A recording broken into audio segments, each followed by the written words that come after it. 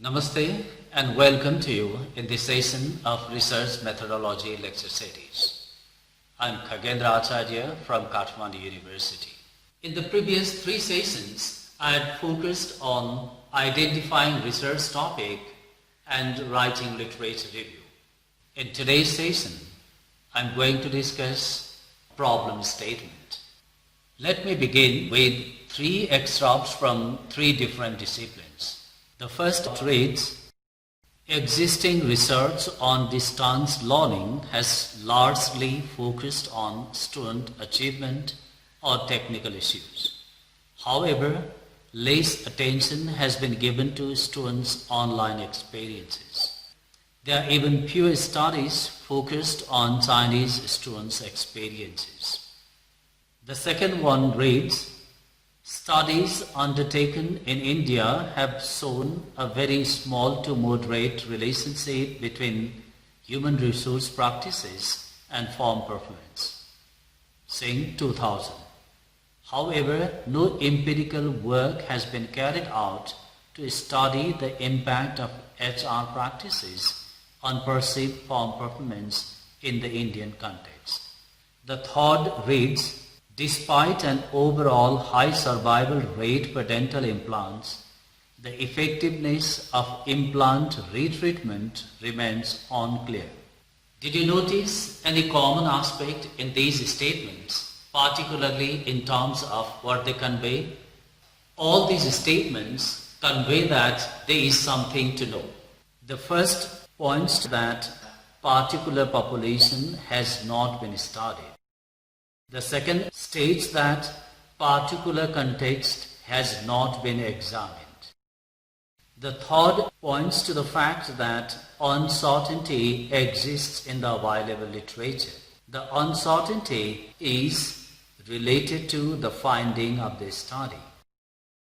Such set of sentences are called statement of problem. And these problems come from three different sources. Observation of phenomena, reading of recommendation section of research works, and literature review. Now I try to clarify these three different approaches of writing problem statement in detail. Approach 1 begins with an observation. Let me give you an example from Malaysian context. Ahmed, who was doing research a couple of years back, observed with regards to education, the Federal Constitution of Malaysia guaranteed all Malaysians, regardless of gender, the right to education.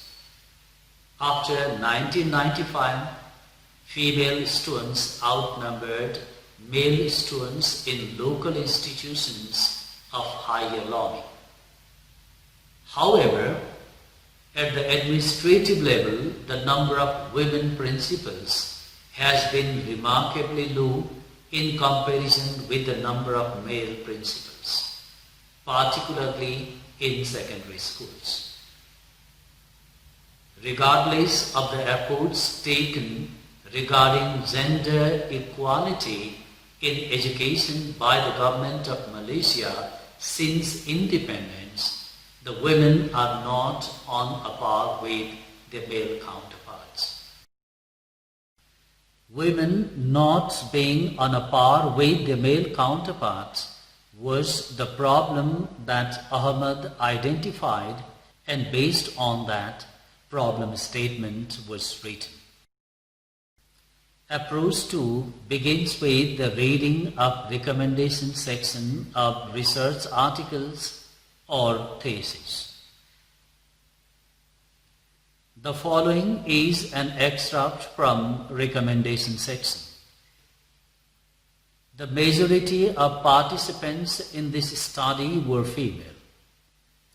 Future research should consider a focus on the male spousal caregiver perspective in SCI, which is spinal cord injury. Longitudinal qualitative research exploring the process of adjustment and coping over time is warranted in the SCI spousal caregiver population.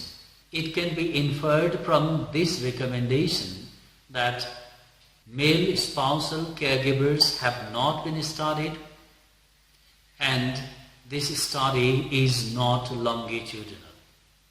If these two aspects are not studied, they can be a source of problem statement.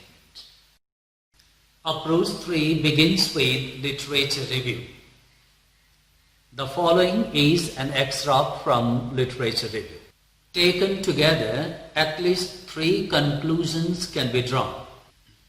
First, contested findings have been reported regarding what particular factors are perceived by students is highly significant element of quality education. Second, the students' perceptions of quality education are reported to depend on demographic variables of the students. Third, multiple methodologies are tested, validated and contested again to study various facets of students' perception of quality education. This extract suggests at least 3 research gaps. These gaps can help us write problem statement. With this discussion, I hope you are familiar with different approaches of writing problem statement. Next important component is the structure of problem statement. In general, the problem statement is structured in the pattern of the topic, the problem, and the plan. Let me clarify these components. In the topic section, general information about the topic is provided if the problem statement is based on observation.